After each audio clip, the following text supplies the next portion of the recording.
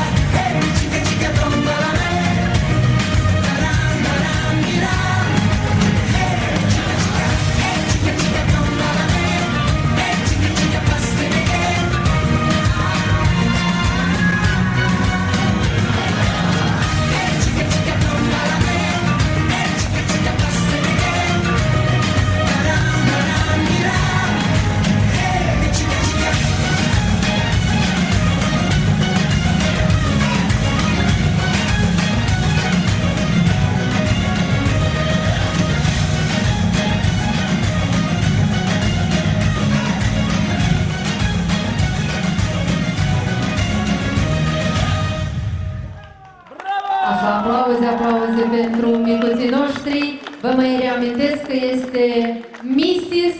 și Mr. 2011. Aplauze, sunt premianții premiului mare. Da, este într-adevăr, este... Bravo!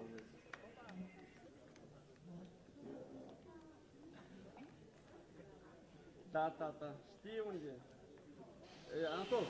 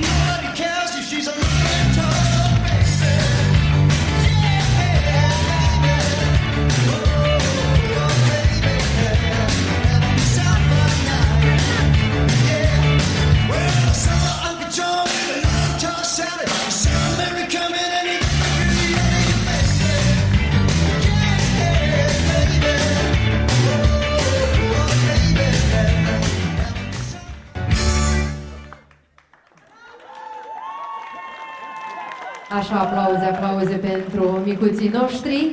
Să ne trăiască. Este o surpriză frumoasă din partea familiei Ungureanu pentru Mire și Mireasă.